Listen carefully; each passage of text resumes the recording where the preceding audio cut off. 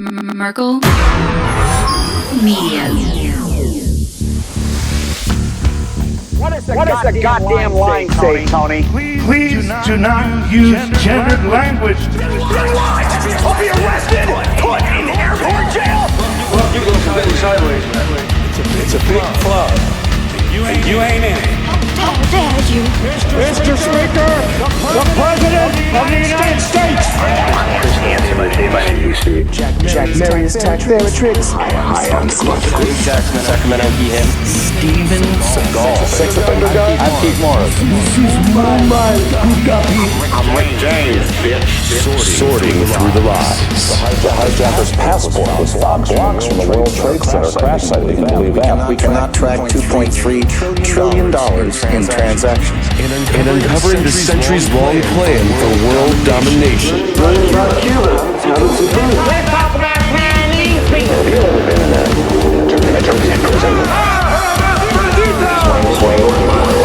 I have sent 6 of my living missiles to flood the sealed hardware department. I think it'd be more fun than jumping like a cliff and German bisexuals. Oh, you English are so here, Thank you, comrade. And now, macroaggressions. That's what assholes call it. With your host, I don't know who you are. You're about to get chlamydia. Charlie Robinson. Hey, Whitey, where's your hat? You want to drop the blame on Charlie and say it's all Charlie's fault. He was a retard. I get some goddamn diuretic.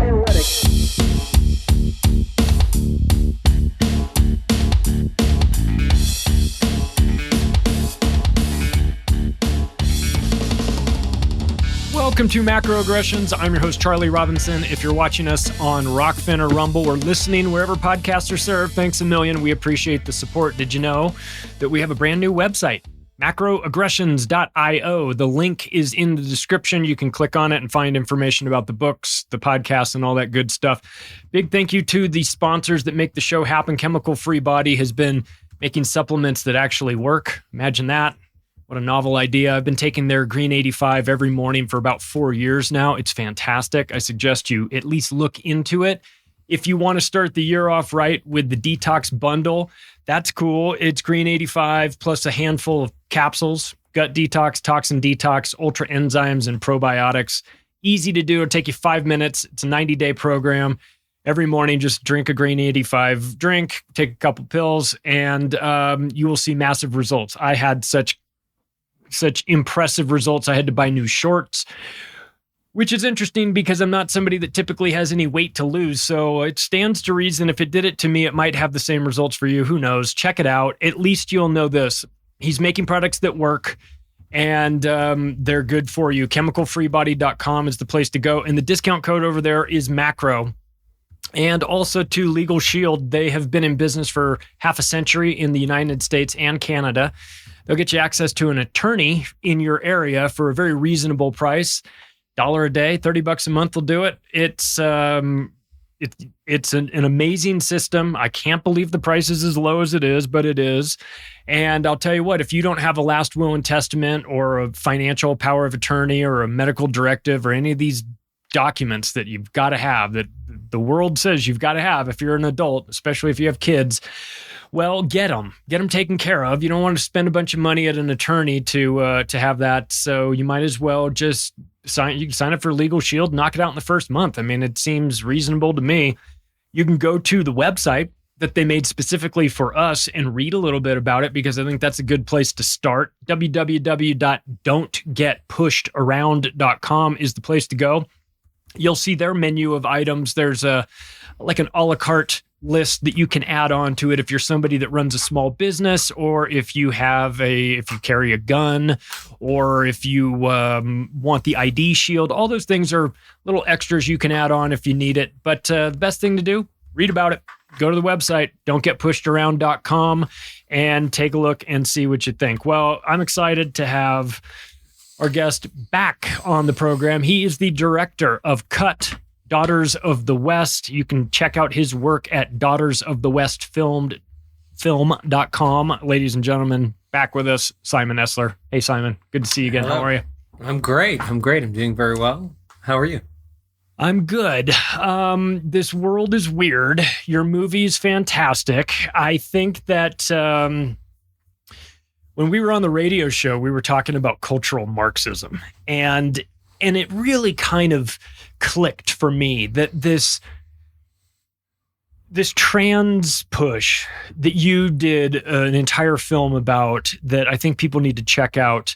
And especially if you have kids. Oh my gosh, if you have kids, you really need to know what you're up against, because it's one thing to go, oh yeah, those people, they're out of their minds, they're crazy. But when you look into the statistics behind it, there's a lot of them going to prison, committing suicide, winding up in really bad situations. So this is not a healthy environment. And if you've got little kids and they're going to grow up in this world like Simon and I both do, I mean, this is something that you've got to be aware of. And it struck me when we were talking on the radio show about how the trans push is sort of a subset of this cultural Marxism. You know, I can almost hear Yuri Bezmenov in his disco outfit with Ed Griffin talking about like, and soon they will try to turn your boys into girls. If he'd say, everyone would be like, get out of here with that nonsense.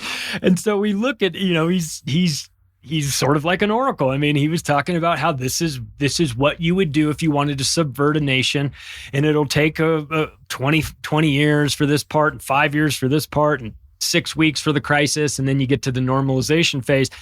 And I start doing the math and thinking about this and going, boy, I mean, we've had plenty of time since he's having this conversation in the late 70s. We've had time to go through 2 cycles. And it made me think that none of this is accidental, and it all feels a bit connected. When you were doing Cut, when you were making that movie, what did you know about cultural Marxism? Or did that kind of lead you to it, or was it the other way around? I had come up against the cultural Marxism piece before I made Cut. So when I was making my docuseries Superorganism, that's when I first stumbled onto it. It was first most aptly described by the documents that I based Superorganism on, which was these documents called the Toronto Protocols. And these are records of 2 meetings that occurred in Toronto in 1967 and 1985 by a group that in these records call themselves the 666. They say nice. That's how they self-identify, so to speak. And they allege that they are global financiers. And in these documents, they are laying out the plans that they have manifested so far, the plans that they have ongoing, and the plans that they foresee for the future to install a new world order. And they're very explicit in saying that communism is going to be one of the tools that we're going to use. In fact, one of these 2 meetings was called the Red Wave, in reference to the mass importation of communist ideas and principles into the West. So that's when I first came up against it. And the way they were speaking about it, it was different than them being communists themselves. They were sort of talking about how their communist ancestors had used these great tools and how they're going to use these same tools, but it's towards, a different realization, which is the reordering of power in this world. So that was when I first came up against it. And then the more I started digging into it, the more it would pop up sort of naturally within that ecosystem. So I would find girls who were very ideologically subverted, who were in the midst of transitioning, who were radicalized, and they were going on about Marxism, about they read this great trans Marxist blog that had really opened their eyes. They were explicitly talking about this. So that was when I first came up against the Marxist element within this. But I'll admit, at the time, I didn't quite understand the dynamics of this Marxist system of thought and the depth of the cognition that they're installing in the children. I didn't see that part yet. So when I went to make Cut, I tried to pull back into a very broad perspective to say, okay, what if I just look at demoralization, just the demoralization of the West and girls, and not even mention communism, because I was really looking to make something that even people on the left could enter into, even though I knew demoralization to be a big piece of that. So I kept it neutral in that regard. But that is really what that film is about. It's about what the demoralization of the Western world has done to preteen and teenage girls. And of course, as you said, Yuri Bezmenov stated that demoralization is one of the foundational stages to a communist revolution. Yeah. And he talks about it being a 20-year process. He talks about it being the amount of time it takes to educate a generation. And you go, educate a generation? You mean like schools? All the way through the government schools and then into the university system too. My God. It's unrecognizable to me from when I went to college. I went to a big university in LA in the early 90s. And, the idea of safe spaces and getting your teacher fired because you had to read a Nicky word or something. I mean, this is that just would never have happened. It seems like so much has changed. And when you hear Yuri talk about the demoralization process and you go, 20 years, okay, yeah, 20 years is a long time. But if you really if you want to do it right and you've got the time to invest and you don't want to fire a shot necessarily and start a hot war, but you want to subvert them, soften them up from the inside, yeah, if you can get a bunch of people to think completely differently, you might not even need to fight them. You get them to surrender to you just based on an ideology that they think that they're winning, but they're actually not. And it feels very inauthentic. The whole demoralization process too, watching these people go from being proud of who they are. And I'm not saying like, you be a white person and be proud of who you are without being a white supremacist or something like that. I mean, it's not even like you're cheerleading for your race. You're just not actively shitting on your own race. And we've watched this change over the years where it's like a contest to see how far, especially with white people, how much they can virtue signal by going out and saying, and another problem with these honkies. It's like, you're white, man. Like, what are you doing? So it's a weird thing to watch this play out. And I feel like it's, I wonder about this, given that when Yuri's talking about this, clearly I think that the process had been underway even before he was talking about this in the late 70s. Let's just say it started in 75. You got enough time to run 2 cycles through, right? 2 entire destabilization, or the 20-year demoralization, 5-year destabilization, and then do it again, right? So I wonder, is this? I wonder where we're going in this new phase. This is the way that I look at it. You can read a book called Unrestricted Warfare. I don't know if you've come across this. No. So this is actually a book that was published by the People's Liberation Army, so the Chinese Communist Party's army. So this was leaked or, released perhaps intentionally, perhaps unintentionally, but it is essentially a map coming from the Chinese Communist Party. It is a map of the warfare they intend to wage moving forward into the future, the warfare that is not only the warfare they were going to utilize, but just the nature of war, how war is evolving. And so they talk about this concept of unrestricted warfare. It's essentially their description of the birth of 5th generation warfare. And in it, they essentially describe the means by which war has become omnipresent and simultaneous and invisible. And the simultaneity is one of the aspects that really sort of rang true to me when I started to look at these communist phases that Yuri Bezmenov describes. I think there's a certain amount of simultaneity. I think you have a demoralization operation going on over here. You have the normalization at the end of it over here. I think we have different phases of it occurring in different places of society. It is that notion of unrestricted warfare, that it's not rigid in the way that war used to be constructed according to phased operations, that are then, tied to an overall strategy. It's much more fluid than that. And I think that the communist warfare that Yuri Bezmenov describes is essentially super boosted by 5th generation warfare. There are elements of these new forms of warfare that Yuri Bezmenov could never have even imagined. And really the primary thing to know, or the primary things to know about fifth generation warfare is number one, that it's warfare that is intended to be hidden from everyone, so it cannot be perceived as warfare. And number two, even if you do perceive it as warfare, all efforts are performed to ensure that you can't tell who is attacking you or who's attacking the person you're observing. So if you put these concepts of unrestricted warfare and fifth generation warfare, and then you mix it with what Yuri Bezmenov is talking about, to me, that starts to paint a clearer picture of what we're really looking at, that there's just an all-out unrestricted war on the West going on right now. It would be one thing if you're China and you know that your enemy is Taiwan, let's say, and you know that that's where the warfare will come from. But when you're America and you've spent the last 80 years pissing off everybody, you know that just about everybody has a reason to come for you.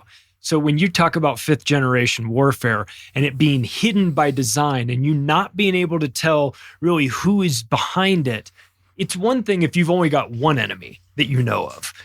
But when you're America and you've got 50 enemies, everybody with a reason to take you down, it's almost impossible to defend against this. And I'll tell you what, it feels like they're not trying to defend us against this. It feels like the American government is not just allowing it to happen. They are in fact incentivizing it to happen. So how do we defend ourselves as a Western bloc? You're in Canada, I'm in the United States. How do we defend ourselves against exterior enemies when we've got barbarians already inside the gate? I think we're looking at an evolved form of situational awareness. The old notion of situational awareness where, you had to be on the battlefield, you had to be aware of the position of your enemies, and you had to be in this kind of animalistic state, this state of survival as you moved through the battlefield. Fifth generation warfare beckons us to have a different form of situational awareness. And so number one, it means gathering a personal understanding of fifth generation warfare, comprehending what that means, that, allowing yourself to embody the notion that you wake up every day inside of a war, and not in a way that is fearful. In fact, I've found it to be the opposite. It can fill you with purpose, because once you understand that, then you truly understand a lot more of what's going on. So there needs to be a certain amount of cultivating situational awareness, and a lot, I would say the majority of fifth generation warfare is on what is now termed the cognitive battlefield. So when war evolved into the fifth generation, there was sort of a collective realization through technology and the natural evolution of the theory of war. There was a realization that the cognition of a target audience, of a population, of a nation, of a community, has more value than the geography or access to the leaders of a nation. Things flipped. And so when there was this collective realization amidst all these nations and groups that were constantly at war and were part of the evolution of war on Earth, this realization shifted everything so that all of a sudden the prime real estate in warfare became human cognition. It became the ability to manipulate human emotion and human decision making.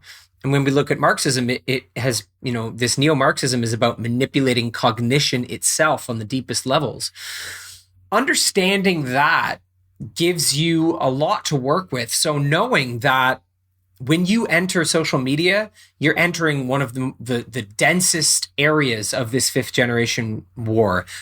A lot of what you're being confronted by on social media is comprised of fifth generation warfare. So that could be an influencer who is, bought out or under the control of someone, on top of the fact that the social media algorithm itself is meant to keep you away from people that don't think like you.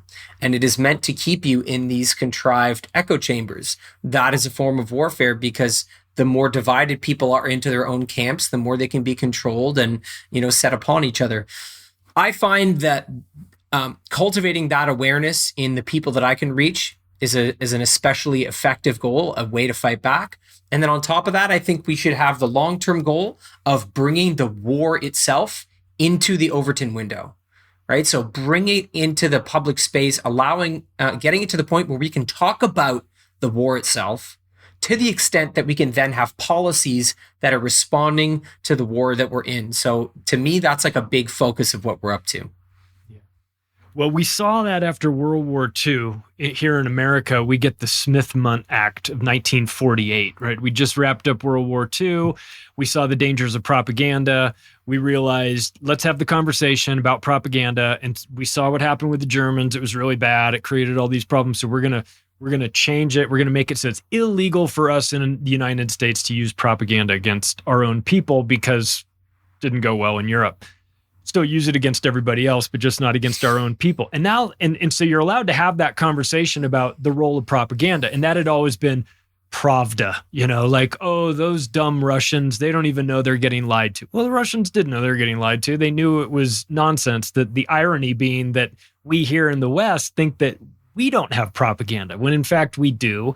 We get to the Smith-Mundt Modernization Act of 2012, which now legalizes propaganda inside America to be used on Americans. And we're seeing this, like a tidal wave of it. I'm not pretending that propaganda didn't exist before 2013 or anything like that, but we've seen it normalized, legalized, and rationalized by the people that tend to use it. What's the role of propaganda in this going forward? Because I think if we can even just have the conversation that propaganda is being used against us, that's a pretty good start. And I think the vast majority of people in the West don't even consider that possibility, right? So where would we start in trying to tackle this problem? Tucker Carlson released a video today that was a precursor to his interview with Vladimir Putin. Right. And he outlines a lot of what we're talking about here. Number one, he makes it very clear that Americans have been kept in the dark about a war that they are deeply invested in. And that the lack of awareness that has been intentionally cultivated through the failure of the media, their lack of curiosity, he puts it kind of kindly, I would say, has really kept people in the dark about a war that they're deeply invested in. And he points out that Zelensky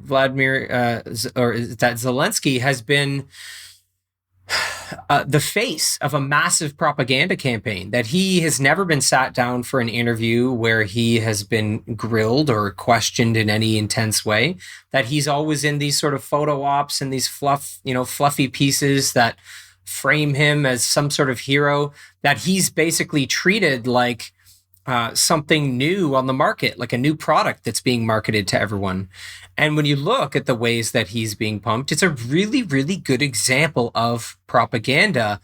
Everything surrounding Zelensky has been carefully orchestrated through this messaging system that is an attempt to justify the billions of dollars that are being laundered through Ukraine and this war. So that's a really good example. Some of the more overt examples, though, that you don't have to dig around for are, you look at Disney, and Disney's openly admitting that they have an agenda to saturate culture with an LGBTQ stream of content and themes. So they're open about it. They aren't hiding the fact that they are propagandizing children with this content. This is a form of warfare, and it should be treated as such. There's no longer, I don't believe we should be holding back and saying this is just a company with their own ethics and their own morals. To me, it should be understood as warfare. And I think one of the ways we do that is by deeply recognizing the extent to which we had allowed culture to have the minds of our children for generations in ways that were entirely unacceptable. And so there's a bit of a hard truth there, I believe, coming to understand that generations of children had been sacrificed to what was going on the TV, and then increasingly to the internet. And now we have kids being saturated by social media. Those were, that was a creeping form of demoralization right there. Just the way that children were left to TV and were put in the public education system and slowly separated from their parents more and more. We're living through the result of this now. And so we have to go back and undo a lot of the norms that we allowed to creep in, that we allowed to take hold of children's minds, so that we can see the severity of something like Disney admitting to a massive billion-dollar propaganda campaign that they say outright is targeting children's minds. Yeah. It feels incremental, right? So when we were kids, Disney was still there, and we were getting comfortable sitting in front of the TV in a way that our parents hadn't. And we were we would watch the movies, and now it's on DVD and we'd watch them 10 times or whatever. And we kind of fell into that trap. Now we're adults. We have kids. They have a new relationship with Disney, and it's incrementally worse than it was when we were there. Now you've got Disney saying, well, yeah, no, we're going to do Snow White live animation of it, and we're just going to make it, there won't be any dwarfs, and everyone will be different colors, and we're getting rid of the prince because, girl boss and all this stuff. And you watch this and you just go, you read the comments about where this is headed, and you just think, it really is a warfare. It really is a war against your kids. They are trying to convince them of things that are very different than what we believed when we were kids. It feels inauthentic. I know Disney's taken a huge hit over the last 3 years to where their stock price was. I think last I saw they had lost about $170 billion in market cap because of this. So they're definitely paying a price for it, but that's enough money that gets CEOs fired. They don't bring Bob Iger back when you're losing that much money unless there's something going on that we don't know about. Is there something going on we don't know about that is bigger than money, that is bigger than market cap, that is an agenda that is a higher priority than just making money? I think this has to do with the reordering of power within the world and the centralization of power on a global level. I think there are individuals and organizations that are seeking to centralize power on a global level, and they are big proponents of things like DEI. Looking to use this social credit score for companies to change capitalism itself so that it becomes infiltrated by this neo-Marxism. My understanding is that there are conversations happening in the background which are essentially telling these big corporations, hold out, because things are about to be reordered so that what you're doing will become much more profitable. We're going to be reordering what is valuable in this world, what is given value. And so for those corporations that will do this work now, you're going to benefit down the line. That is some of the speculation that I've heard that seems relatively plausible. When you look at, the way that Klaus Schwab is describing new forms of capitalism, and that it's going to be tied into diversity, equity, and inclusion, and that this kind of social responsibility angle for companies is going to be necessary, and it's going to be plugged into this incredible, this next industrial revolution where we all live under a security state and everyone's data is managed. China is already living within that social credit system. It's a sort of, you can see how it's a testing ground for a lot of what's going on right now. You can see the way that China does it, right? So if your social credit score goes down in China, you lose access to things, you get publicly shamed, people's faces will get put up on screens, so they'll essentially be socially ostracized, they'll lose career opportunities. It's horrible the way people are treated, but you can see how it's an example of what is allegedly being promised to these big corporations. The idea that eventually this social credit system will be what dominates, and so you will be the tip of the spear, whereas the companies resisting this will either have to comply or they will completely crash. This is a big element of the war that we're in. The people seeking to engineer the centralization of power on this global scale, through organizations like the World Economic Forum, the United Nations, the World Health Organization, they are poised to try to make this this reorganization of power in the world occur. I think they're making those kinds of promises to people, and whether or not they are successful, I think really depends to a great extent on how we navigate this current phase of the war. Yeah, when you see the business partnerships that the World Economic Forum has, the companies that it is in bed with, and you hear them talk about reorganizing society and overturning the reward system, and then we start to talk about central bank digital currencies that are programmable, and I can't help but think that they're building out the company store, that they've had the conversation with Disney saying, hey, listen, I know there's 1,000 entertainment companies now. There's about to only be 3 where the money works. And if you want to be one of them, come on in. And so they bring these companies in with this promise that they're going to rig the playing field in a way that benefits them, or lock out all of their competition, or make it so that it's socially unacceptable to consume any content that's not officially approved by the WEF or whatever. So it feels like they're building out a stable of companies in which maybe the central bank digital currencies are programmed so that maybe they only work on at the company store, or they work better. You get incentivized. I can envision a scenario in which early on there's incentives to get involved in this, where maybe they give you a little bit more for your money than they would, but normally, and then it tapers off, and then eventually you get, like China, you get the stick, which is you don't get to get on a train if your social score is too low. I mean, is this where we're headed? Well, one of the ways that DEI works, the scoring system that they use in this corporate world, it gives corporations access to liquidity pools. Yeah. And so that is a big part of what's going on, right? That's the carrot. The irony is that they need it. Yes. Because they submarine their business by embracing these stupid ideas, destroying their customer base, destroying their revenues. It's like, well, we've got this liquidity pool. It's like, well, thank God, because if I had done nothing, I wouldn't need it. But now all of a sudden I magically need it. So you kind of have to have, if you're going to force them to slit their own throats, you got to have something to make it. You have to have bandages off camera, right? Well, and I think if I'm not mistaken, that after Bud Light crashed, I think it was BlackRock or Vanguard, one of those, dumped a whole bunch of money into Bud Light to ensure that, that they really didn't disappear, that it sort of mitigated a lot of the damage that was done after the whole Dylan Mulvaney debacle. So you can see that the system is clearly rigged.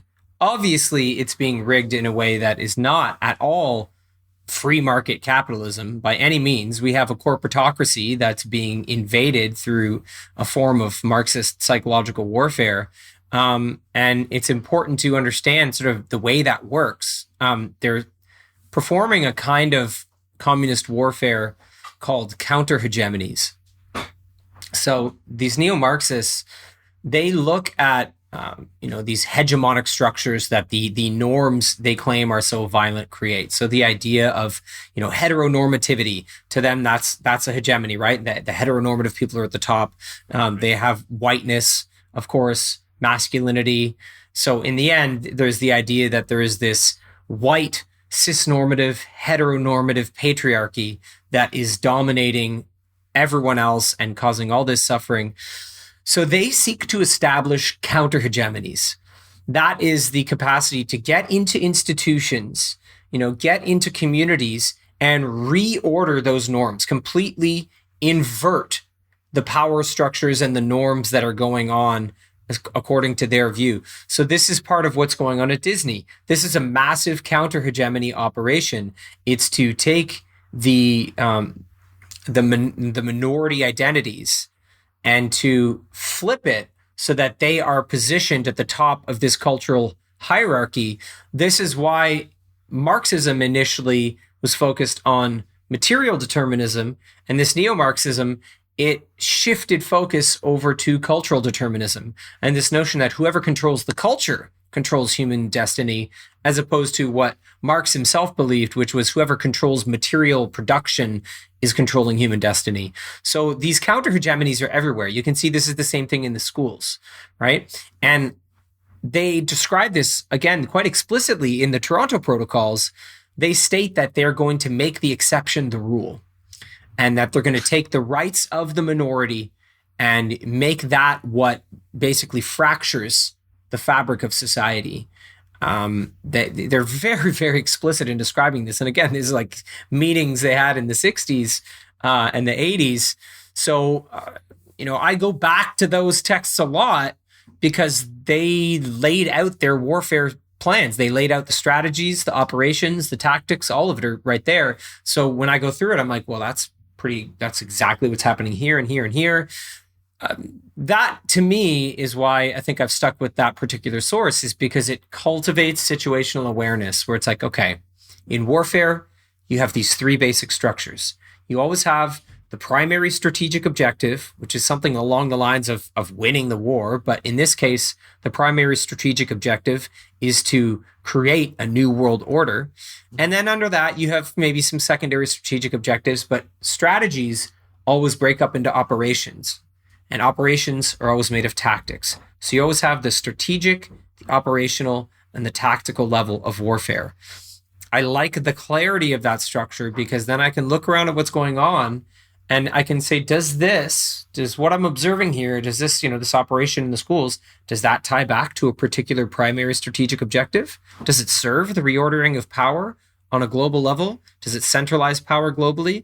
And so I find that to be a helpful exercise to sort of gain awareness of what's going on, what can be tied back to this primary strategic objective. It's a good sort of way of sensing what may or may not be warfare. Yeah, and like any warfare, you want to know as much as you can about what your enemy is doing, what their plan is, what they want, and how you think they're going to go about getting it. And when you find something such as the Toronto Protocols, where it just it's like leaving behind, it's like abandoning your military base and leaving behind a binder with the maps and everything. Yeah. I mean, they tell you what they're going to do. Now, knowing what we know, it's not to say it's easy to just stop it, because once they get this machine going, it's really hard to stop. I've always put a lot of blame at the feet of the mainstream media. I feel like regardless of what the event is, JFK, 9/11, COVID, whatever, described it as the mainstream media always driving the getaway car. They always have to be there for the narrative. They have to be there for narrative management. Well, the bullet came from this direction and, it was fired, you go, I guess, but they constantly, no, you're only allowed to think this way. 19 Arab hijackers with box cutters. That's it. COVID is going to kill you. All these things. And they had the benefit sort of waning over the three operations of the trust in the media. I mean, I think people believe the media with JFK pretty much. I think our parents' generations were like, well, I mean, we believed them. Then you get to 9/11. Then you get to COVID and the wheels really fall off the mainstream media's credibility. Is that the Achilles heel for them moving forward? Are they going to have a tough time with narrative management if they've lost the credibility of the mainstream media? Yeah, they're struggling. They're struggling with their narrative operations, right? So this is a battle of stories now. You have this massive sort of revolution of decentralization. These are enemies of ours that have thrived off of centralized power over news and culture. Now you have this massive uprising of alternative media, and it's not mimicking the centralized approach that the traditional legacy media has utilized, but in fact it's decentralized. And so you have many alternative smaller media operations competing in this narrative warfare. And that's very difficult for them to put a cap on. It gets into something that's called asymmetrical warfare. And so asymmetrical warfare is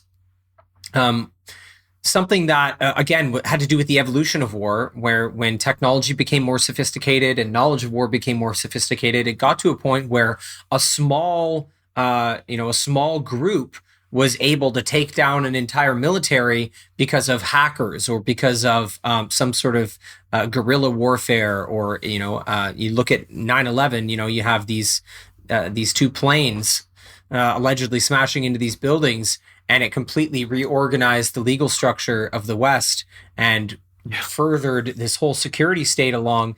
So you're looking at the fact that small groups now with irregular warfare can impact entire nations, entire militaries, but this plays to our advantage as well, because now we have this decentralized media, alternative media being born, and this is difficult for them to compete with because a small media organization or even a single influencer on the internet can blow up an entire narrative. It can go viral, and they struggle with that.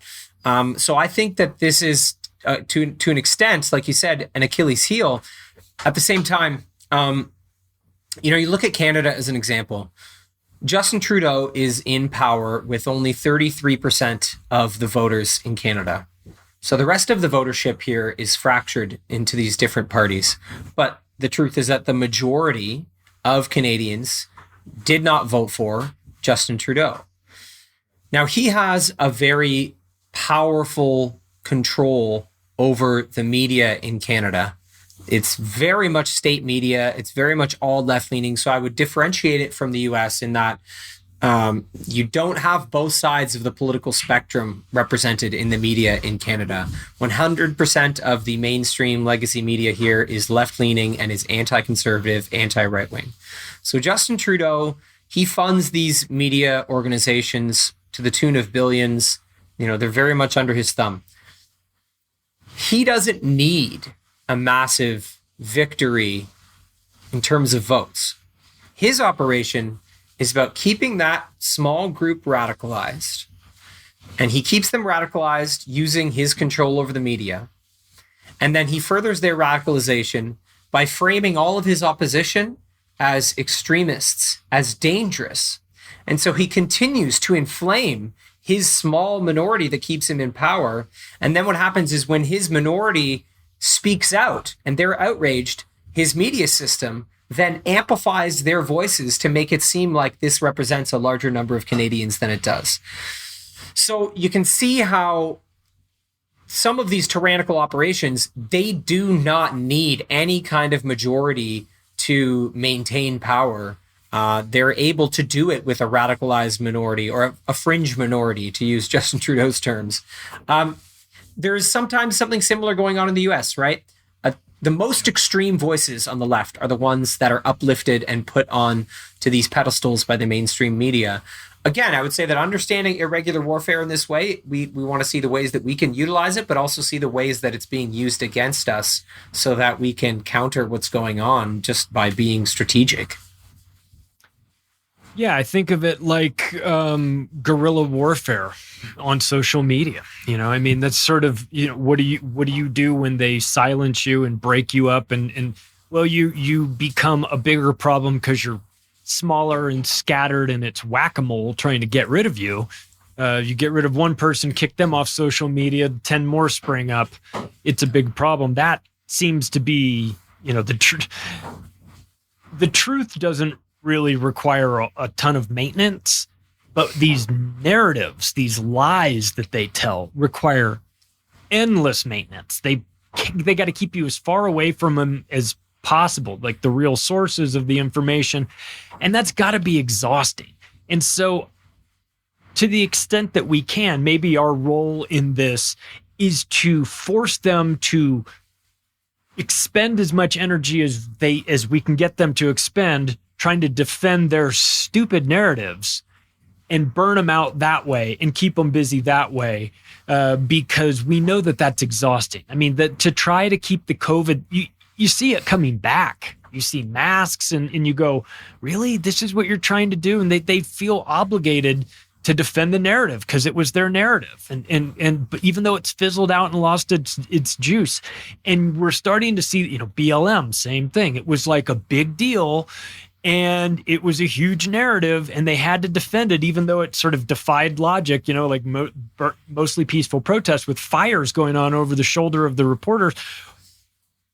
That requires a lot of bullshit to try to deflect people away from reality.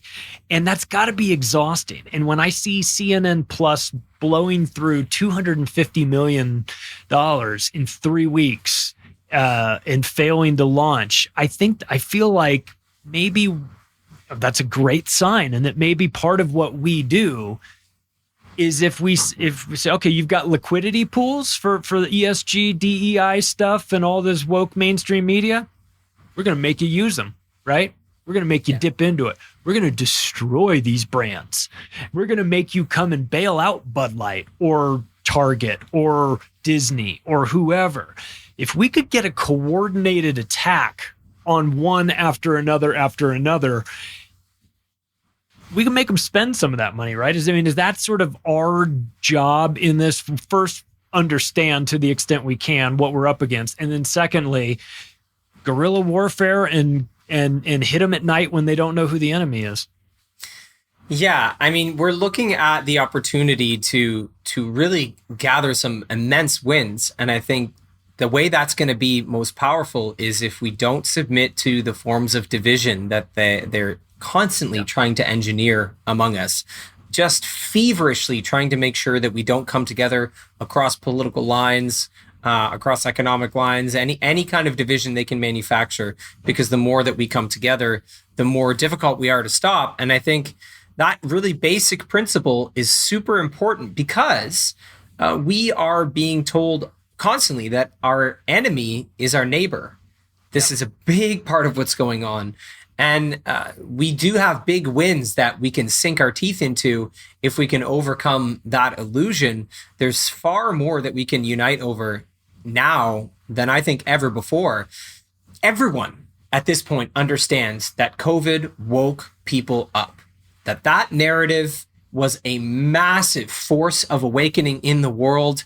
It showed people so much of what was going on behind the curtain, and that wave of awakening has momentum. It's not stopping. And so every day there's more and more people cluing in to what's going on. If we can grasp that and comprehend the true depth of that, and that it is apolitical, right? We can't get lost in this idea that awakening means people going from like left wing to being right wing. I think a lot of people believe that it just means becoming conservative, and it's so beyond that. So when we can see past that and start to comprehend what it means to form relationships, meaningful relationships with people that don't think like us, which takes work, it takes effort. You have to go out of your way to connect with people that don't think like you. You have to really, social media is an example. I really do my best to try to follow accounts that I deeply, deeply disagree with, and I try to keep them in my algorithm. To get a sense of what's going on. My local Marxist chapter here in Toronto, I am a subscriber to their Substack. I want to see the way they're going through the world, because, they're not technically my enemy. They are the ideologically subverted, right? They're the victims of my true enemy. They were a target population who was successfully subverted. And here's the thing. When I read what my local Marxists are doing, they see what's going on in the world through their lens, right? So they see the farmers protesting in Europe, right? They see the farmers rising up in Ireland. You have all this stuff that's going on there, like shooting the manure at the government buildings and all that. Now, to them, this is the uprising of the working class, of the proletariat, right? They see something completely different. They are blind to the fact that they are actually serving the creation of a super bourgeois, of an ultra class of elites that they would actually be totally against. If they understood that they were empowering a class of globalist elites that put to shame any kind of bourgeois class that Marx was afraid of, I don't believe they would be participating in this war in the same way. But the fact is that, you go and read what they're saying in their Substack, and this is the way they perceive the world. the point is that they see themselves as a force in undermining elites that have far too much control. So there is some points there where there could be connections made. And if you don't give in to the animosity and you try to stay open, there are opportunities that arise. I'm an actor, so I you know, being in the acting community, it's very, very left wing. The theater community here in Toronto is super, super left wing. I perform, you know, once a week doing comedy theater. One of the people that I perform with regularly, she is a raging neo-Marxist. I mean, she's all the way. She's at every single protest. Right. You know, she's all about it. But I have taken the time to really maintain this relationship and to keep it in a place where we can discuss some of these things without becoming inflamed, without becoming emotionally inflamed. There's a lot there that I think can be earned. So if there are enough of us doing the work of connecting with those that don't think like us and seeking out those opportunities, I think that can super boost what's going on. Now, don't get me wrong. There are people who are so ideologically subverted, you should not waste your time with them. Yeah. They're incapable. Yes, those people exist. But there is also, you know, if people are coming from a right-wing perspective, there are millions of left-wing people who now identify as politically homeless. Because every time they've stood against something like gender ideology, they've been called right-wing extremists.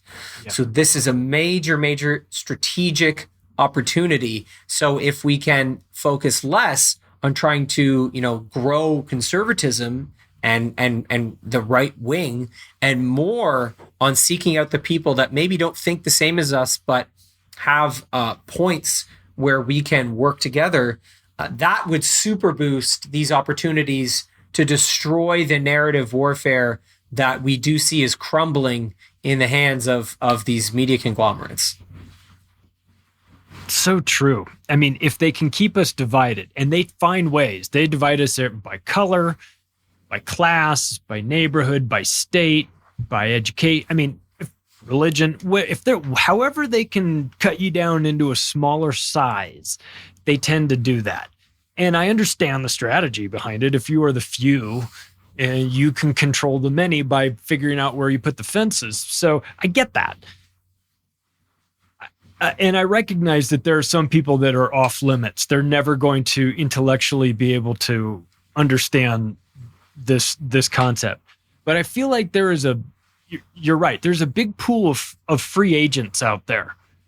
And I'm not on the red team or the blue team. You know, I don't, and I think that messes people up. I think they've never considered that they don't have to pick one or the other. And that if they say, well, there's another option, you can just be somebody that doesn't believe in either one of them. They go, oh, I think maybe I fit in that category a little bit more, because I know I'm not a gun-loving redneck that listens to country music, right? That's what they think all Republican or conservative people are. And I know I'm not a blue-haired lunatic who's talking about trans rights.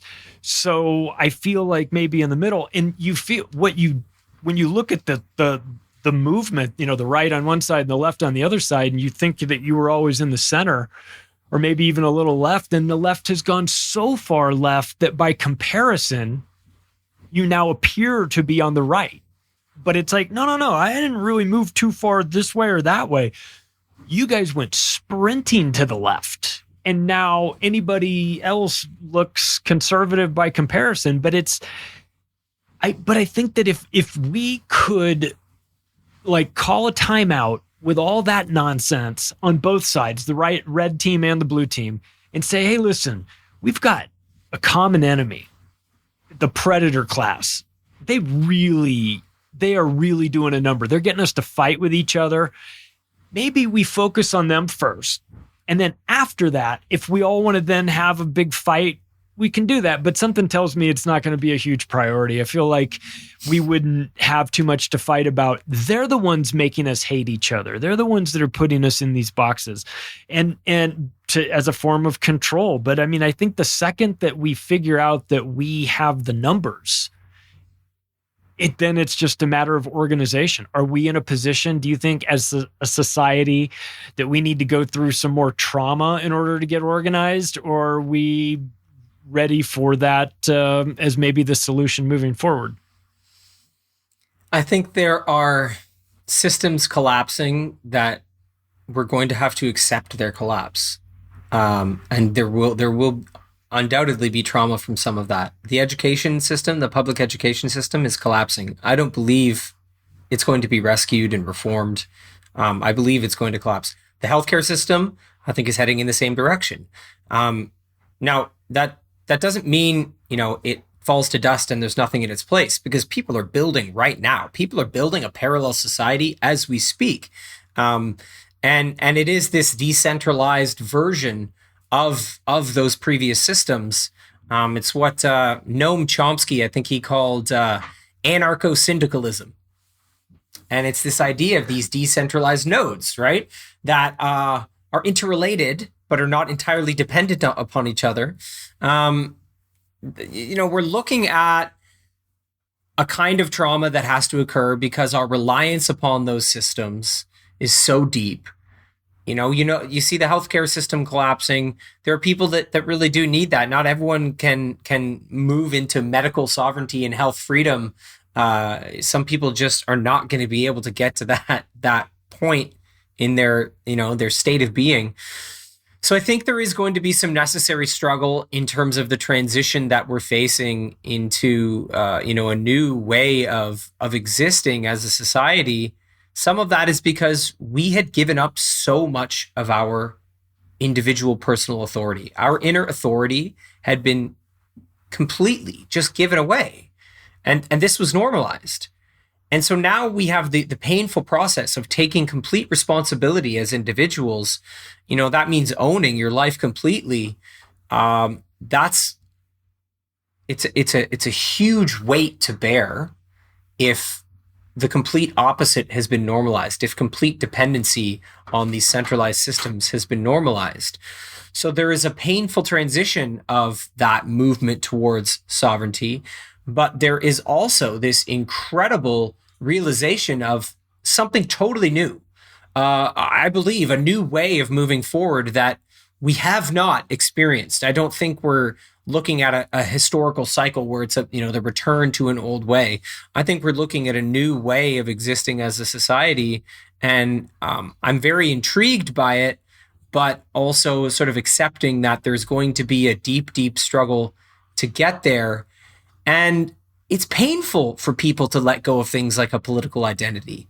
That's really difficult. It's the same thing as, people letting go of diet. It's so emotional. It's so tied into their system that can be difficult. But the alternative, I believe, is free thought, is the art of free thought, is free thought itself becoming a way of living, a way of existing, a way of surviving. And the definition of free thought, really, I look at this and I mull it over a lot. I contemplate sort of the philosophy surrounding it, because you're looking at the capacity to use logic, reason, and empiricism to process the self and the world without relying on dogma, authority, or tradition. And just the ability to do that whenever you need to the ability to call upon free thought as a heavily refined skill. Now, at the center of that is empiricism.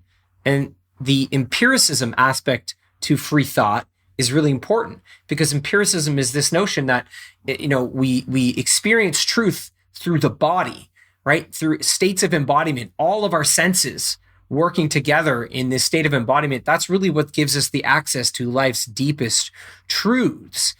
Not your mind floating in cyberspace going down rabbit holes. Not that isn't sometimes important, but the capacity to think freely is rooted in embodiment.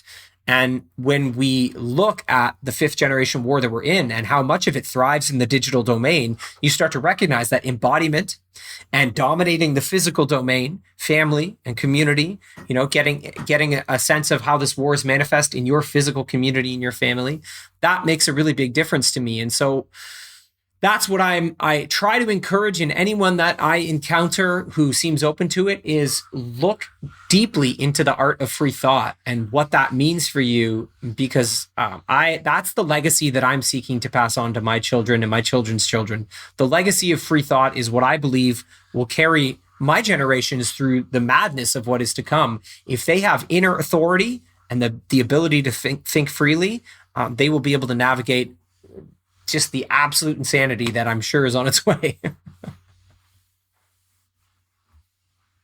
Yeah, and they really have done a good job of detaching us from this ability for free thought. They knew, with the establishment of the education system, the Rockefellers and the Carnegies, and with Bill Gates doing this too, they know that if they can get you early and put you in a box as to what is acceptable thought, then they've limited you. They've essentially put you on they've neutered you to a certain extent. You're not able to excel. And they know this, and that's why it's done. And I always thank David Rodriguez from the Gatto Institute for reminding me to call it government schools instead of public schools, because he says it sounds extra bad when you say it, which is the way it should sound, because they are extra bad, so. Yeah, 100%. I mean, really, it's even worse than government schools. These are globalist schools because, the United Nations has a direct line into public schools, right? SEL is a branch of the United Nations Agenda 2030 and their sustainability goals. By their own admittance, this is all tied together. So you're looking at a globalist government running your public schools, which is, I'm pretty sure that parents don't want to co-parent with a global government system. I'm pretty sure. No. And then, there you go. You've got we'll wrap up where we started with Yuri Bezmenov talking about, give me 20 years, give me enough time to educate a generation, and I've got them, and that's where we are. We have to, the front lines might be in the classroom, in the kindergarten classroom with your teachers, with your kids' teachers. Where you start there and you maybe you get your kids out of those schools. Maybe you look at grouping up with a couple families and saying, will you split a tutor with me? We'll do it differently. Get yourself homeschooling programs, unschooling programs, whatever. But we've got to step in and break this cycle, because if they just take control and keep control of the school systems, then they can control thought forever. They're just turning out a factory of people thinking exactly the way they want them to. And it's just the exact opposite of what you're advocating for. You're advocating for free thought, not government-approved thought. What I mentioned before in terms of free thought, not just on its own, but as a family legacy, I think that's probably one of the hardest things I like to drive home. In the end, family legacy and the family is a threat to this new world order, specifically because family legacy can be sustained outside of political cycles, media cycles, educational, changes in educational systems. When you can lock in family legacy for generations, so stable families, generation after generation, growing wisdom and maintaining that wisdom and letting it evolve from generation to generation, this is the ultimate Achilles heel of our enemy. Family legacy is precisely what they do not want. This is explicitly outlined in the Toronto Protocols. So you need to think like our enemy. They have been thinking generationally. They've been thinking, we do this now, and 3 generations, this is the result. That is the mind of our enemy. We have to be perceiving this war in the same way. You're not just rescuing your children now. You are rescuing generations into the future. You need to be considering your actions generations into the future. That is that concept from the Haudenosaunee people. Live for the 7th generation now. You're working for the 7th generation today. This is one of the mindsets that can really counter what they're up to. And so I believe in locking in family stability as something that can cultivate family legacy. And, I'm working on lots of projects right now to really help families instill legacy and to work with their children from that lens. Well, I think you're doing some of the best work out there, and I think these topics need to be talked about. And I think that when it comes to protecting our kids from these ideas, I think people should probably go check out your film.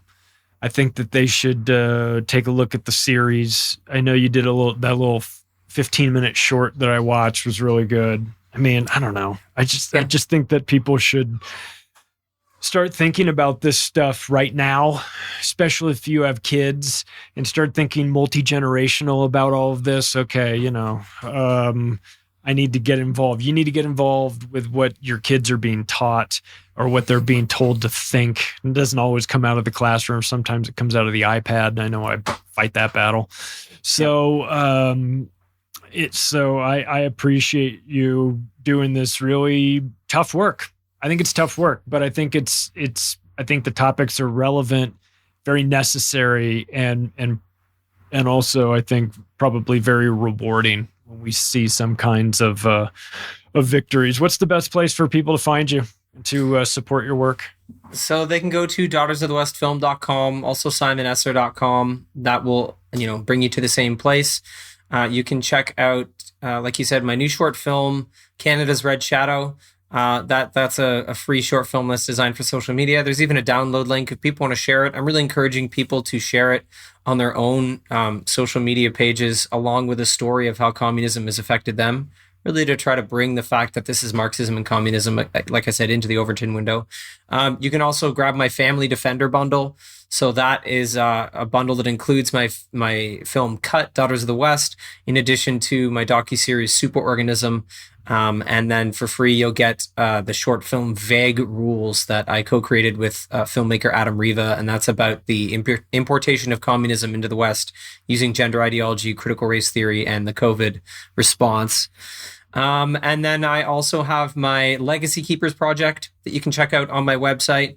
This is an invitation for parents to use the hero's journey archetype to develop rites of passage for their children. And so I actually have a foundations course and a workbook that you can get for free in the Legacy Keepers section of my website. And I'm looking to work with families who are really intent on creating rites of passage for their children, because I believe that's a big part of what we need to bring back and to refine and to evolve. And then I also have my free thought shop. You can get some swag. You can get a shirt that says "Communism Kills" if you want to really be really bold. And actually, you can use the code Red Shadow to get $5 off that particular shirt, just to sort of celebrate my most recent film. So lots going on my website. Also, I'm working hard to expand and grow the Dad Army. We have a podcast that we're working on. We're about to launch season 1 in the coming weeks of the Dad Army podcast, and we've got lots going on in terms of lawfare and dads who are fighting to get their kids back and all sorts of stuff. And then I'm also now a contributor with Breakaway USA. Definitely give them a follow across social media. We have big plans with Breakaway. We're live every night of the week on Instagram, so check that out. And then lastly, you can get my daily news takes at Badlands Media.